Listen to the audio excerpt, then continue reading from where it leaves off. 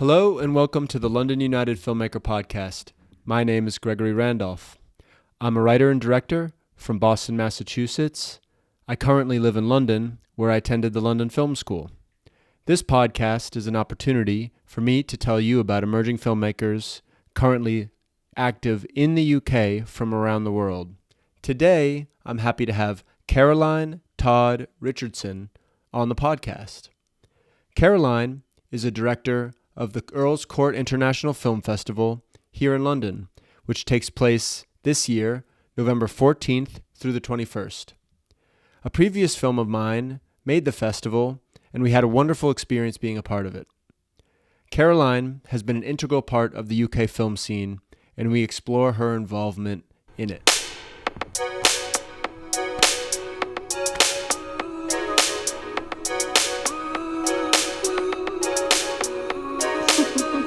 Caroline Tod-Richardson, thank you so much for being on the London United Filmmaker Podcast. How are you?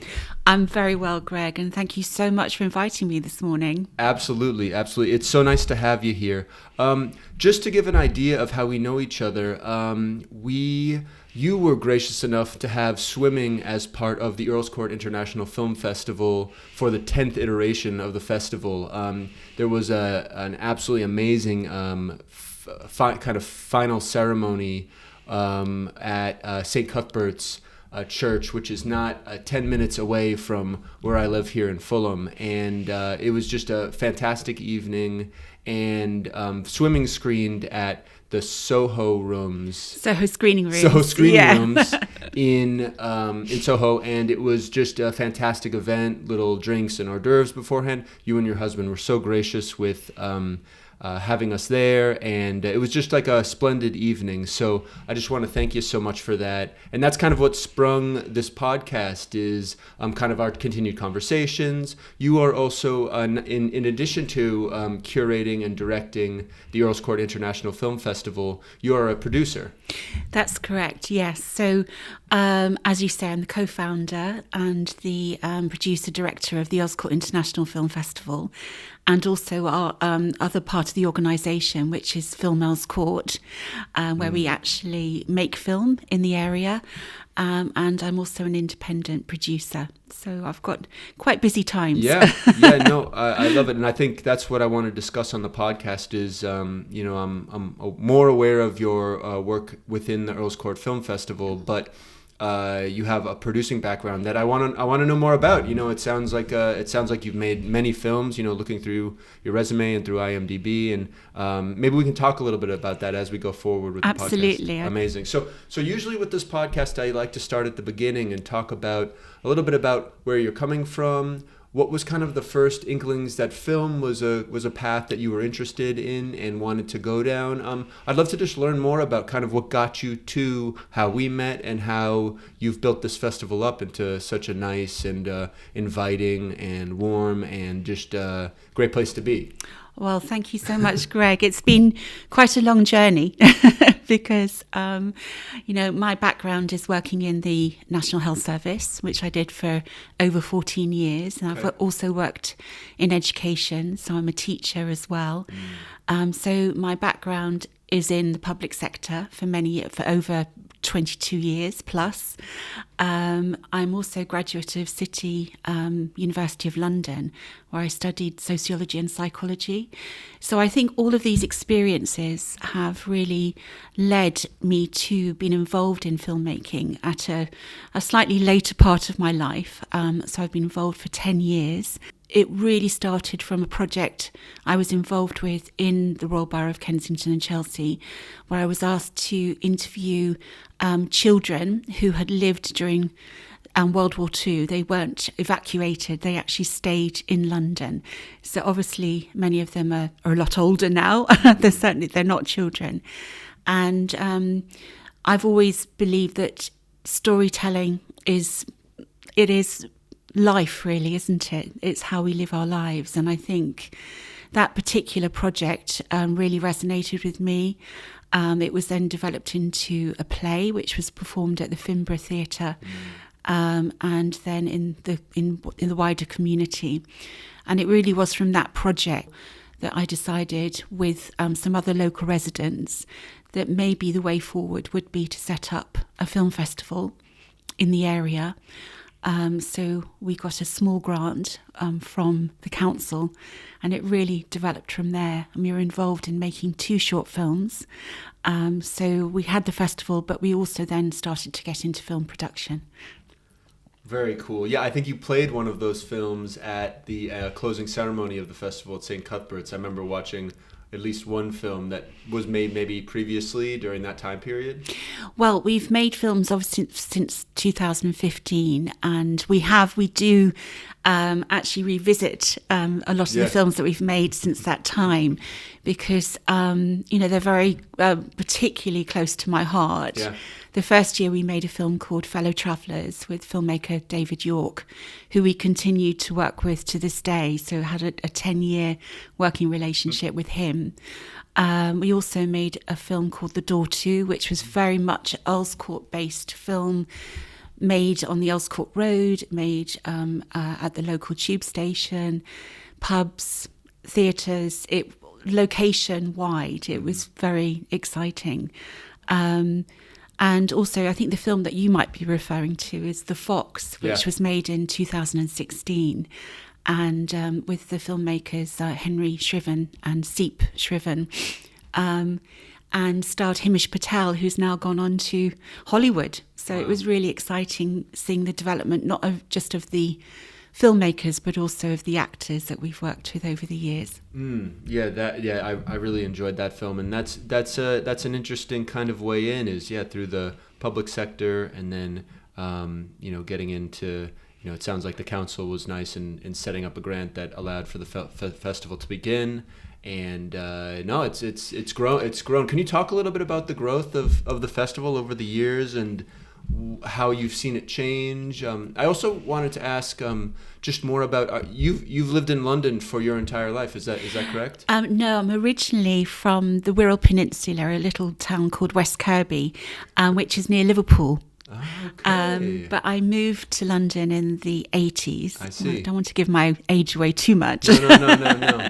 To work and to study. So I went to university in London, but I also worked at Great Ormond Street Children's Hospital. Sure. So I came for work, really. Amazing. And have lived in London ever since, but still have very strong connections with Liverpool and the Wirral, where I'm from. Yeah, it's a beautiful city. Maybe that's such a nice kind of understanding of your background. I feel like I already have a better understanding of kind of where you're coming from. It's very interesting, kind of going the sociologic route through school, and I can see that being an interest of yours as you make a festival, the types of people you're inviting to it, and I can see how all that kind of meshes together in some way. Could you talk a little bit about the development of the Earls Court International Film Festival over the years, what you've seen, what's been some of the high points maybe? Yeah, I'd love to hear a little bit more about that. Well, thank you for asking, Greg. So really, as I said, it was very, very small in the first year, but I felt very strongly, as did the rest of the team, that we had a lot of scope for development. So we approached further sponsors, and we were fortunate enough to be sponsored first by Capco and then by the Earls Court Development Company, who have given us significant sponsorship, and also by local businesses and the continuation of the council support. So that's certainly allowed our growth, and also making connections in the community with our venues and with the local community. My feeling is it's very important that the festival is there for the benefit of the community, that the audience is very diverse, especially in London, and that we make it very accessible, to make sure that we keep our ticket prices quite low, and that our venues are welcoming, and that we provide the hospitality that I think people deserve totally when and also that encourages maybe a wider audience from the wider parts of London, and also nationally, because our film submissions are open to national submissions, and also now in the last, I guess, 5-6 years internationally. So we have a global audience online, and also we do have people who travel to the festival. So it's very diverse. It's great. It's great. Yeah, no, it's that's very apparent in the films that I was able to see. And then I know you also had screenings at the Troubadour, I believe, down the street that way. That must have been a great event. I wasn't able to attend, but that I like how I'm loving, like, as I'm noticing kind of more festivals emerge, and like I love the creativity of watching films in different spaces and things like that. It gives you a different feel. It kind of opens your mind to.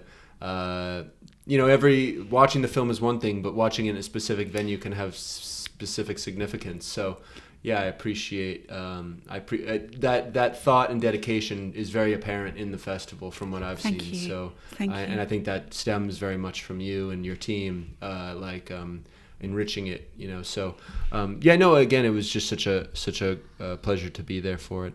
That's amazing. I've got this great idea for some of your background, some of what's led you to the festival and the development of the festival over time. Can I ask you a little bit about other independent producing you've done?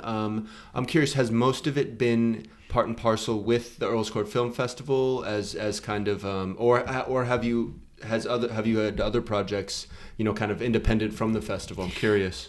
So a lot of the films have been made in conjunction with Film Earls Court, and that is a script-to-screen development that we award grants.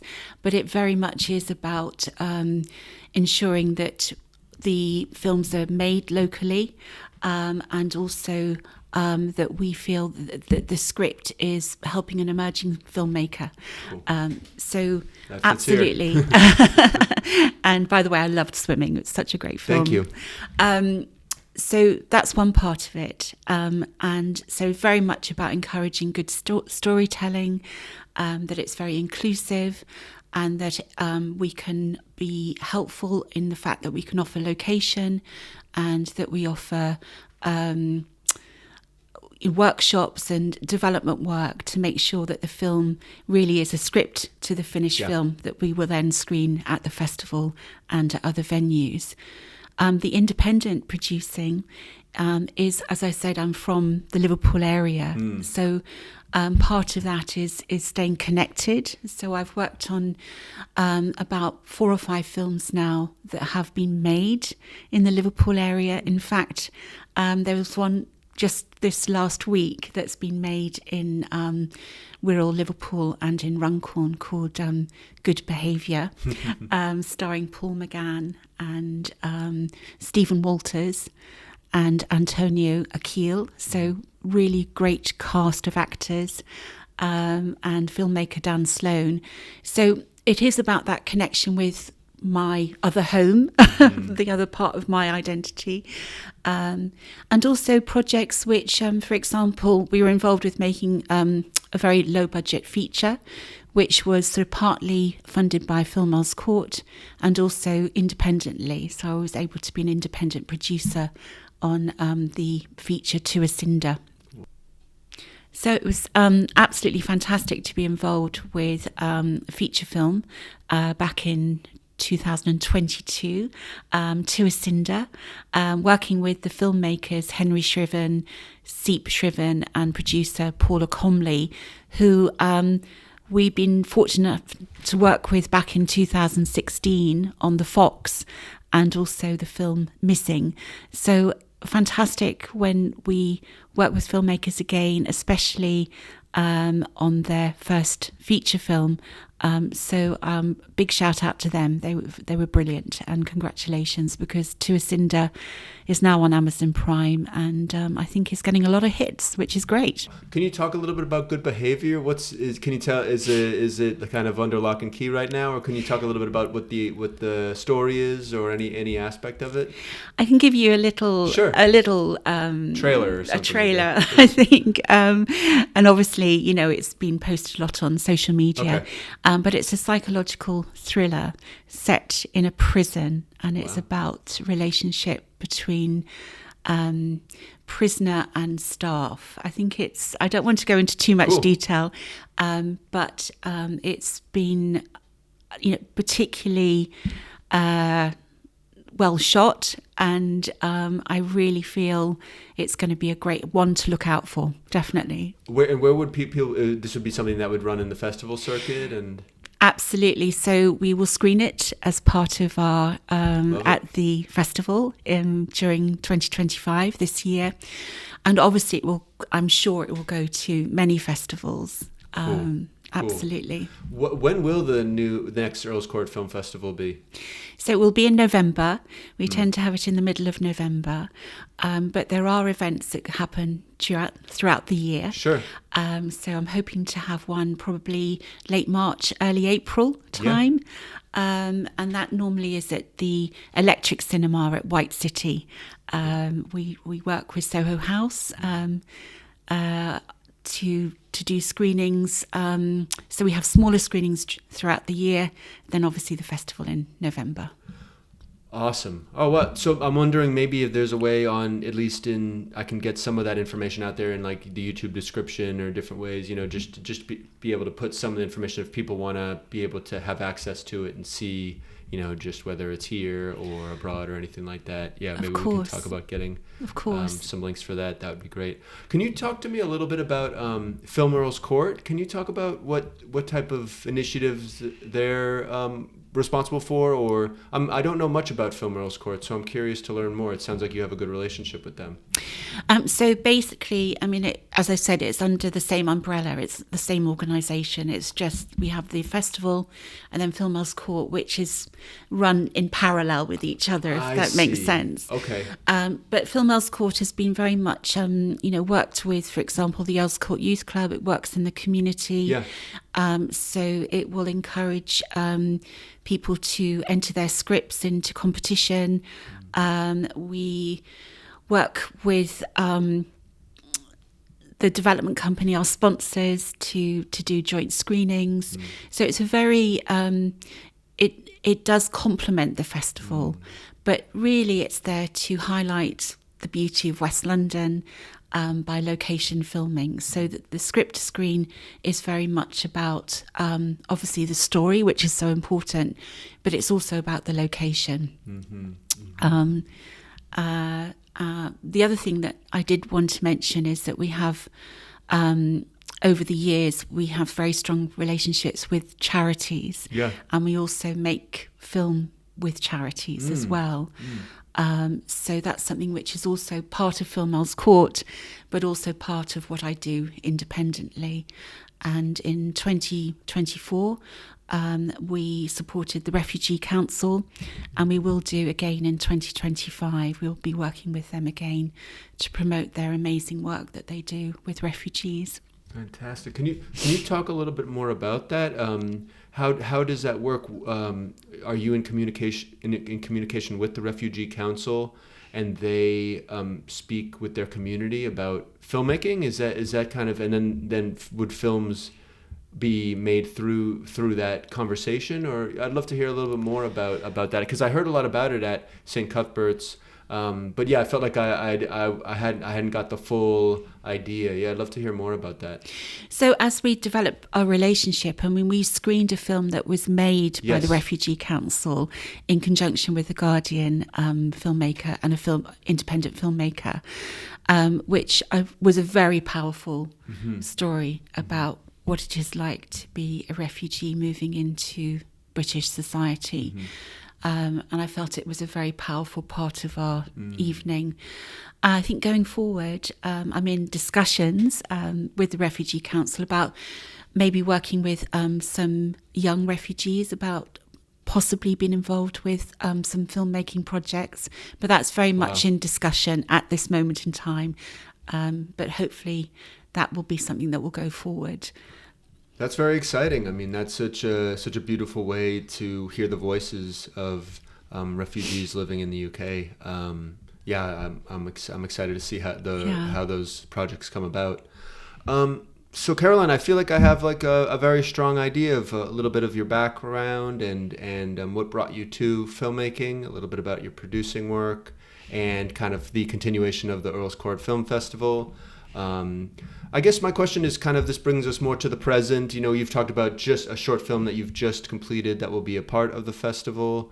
I'm wondering, and this feature idea sounds very exciting. It sounds like something that is coming down the line. Do you know when you'll be shooting that film? Or So this is a film that was made. It was already made? Yes. Okay, so this great. was made completed 2022. Okay. I'm losing track of Yeah, dates now. I know. But certainly within the last couple of years. Sure. And which was, really exciting to be part of. I mean, obviously, I think it's important to say that, I play a small part. I mean, it really is the amazing filmmakers and their crew and their teams that do the creativity. They're the creatives. Yeah. And it's wonderful to be able to support them, absolutely. But it's something that was done, filmed a lot. The majority was filmed in West London, Okay. with a lot of shots in Earls Court. And I think now it's on Amazon Prime. Oh, really? Really? Yeah. And the name of it again is? It's Tuacinda. Tuacinda. Yes. Okay, cool. I'll have to check that out. That sounds Yeah. that sounds awesome. I mean, that's another project of among many that you've recently completed. So I guess it kind of brings us more to the future and kind of what you have planned. I mean, the 11th iteration of the film festival is coming up in November. I suppose it's early on, so you're probably getting maybe some early submissions. It's just very early days for the next iteration. But I'm wondering, what goes through your mind as you think about that impending day, the group of days? What are you thinking about now in preparation for? Is it kind of just working on other things? I'd love to hear a little bit about what goes through a director's mind as they prepare for a new festival.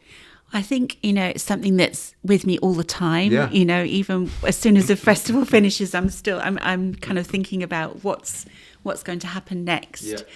And it's always so exciting because you can never quite predict what's going to happen. But I think what I would like to see maybe more of is the international part of the film festival, because we do have a lot of films which are sent to us from all over the world. But I like to encourage films that are coming from countries in conflict, countries where it is difficult for films to be screened to an audience. We've had a lot of films in the past from Iran. We've had films from Ukraine, from many different countries where conflict is occurring. And I think that's something that I want to develop. I think that's a really important part of our work. Also, as I mentioned, our work with the Refugee Council and also with more local organisations here in Earls Court. And also my continuation, I made a film with an organisation called Asylum Link Merseyside. I made a short documentary with them, or produced it rather. And it's about thinking about working with local projects, local organisations, but also having a global stage, which Sure. I think is... it is exciting, but it's also about the two coming together. So I think community, locality, that we can learn. It's about, the whole thing for me is about learning. Yes. And enjoying the process and seeing it all come together, and seeing how hopefully people benefit from that experience. Absolutely, that's spoken like a wise producer. I feel like you're so community oriented with your thinking, and filmmaking kind of is a great way to build community. I feel like you've got like a great kind of synergy between those two things, and then kind of bringing in charity and bringing in kind of it's such a great kind of mix of these things that you're developing here in Earls Court and in this area. So it's one of the reasons I wanted to have you on, is kind of explore that a little bit more. And it's nice to hear, that's exactly, what you've been aligning with. Well, that's amazing. I mean, I Thank feel like you. I've got this great idea. You've been very succinct, and it's been great because it really, yeah, I'm getting all of this information, about your career and about the festival. Is there anything else you'd like to discuss? Is there any other initiatives, anything happening that you would like to speak about on the podcast? Well, thank you so much for asking, Greg. One thing that we are thinking about is the development of a second feature with the filmmaker I mentioned that we've worked with for many years, David York. So that is something which is in development, and I hope very much that will progress. So we'll watch this space and see what happens. But I think it is a continuation, and thank you so kindly for pointing out that the involvement in community and bringing things together, community and charity, and it's really about working with people. And I think that's something that I've tried to do all my life, is been involved in organisations which is about people and their lives. And I think that it's a great honour to be able to produce a film festival and to be involved in producing film. I still, sometimes I have to pinch myself a little bit. I feel I'm so much on a learning curve all of the time, but it brings me into contact with people I might never meet, like yourself. Absolutely. And those connections which are made that often turn into friendship. And that's something which is also so important to me. It's about how that progresses, and that you have those connections forever, hopefully. And that's a very, very special thing. But I think one of the other things I wanted to mention was the amount of people who've been so supportive and helpful to the festival and to Film Earls Court over the years, including Lee Lawson, who's an actor who lives locally, who has been an enormous support to us for 10 years. Also, Alexa Jago, who is part of the BAFTA Film Committee, the local council, and also our sponsors, the Earls Court Development Company. But it really is the support of the local community and all the people who come every year to the festival to support us and to offer their friendship.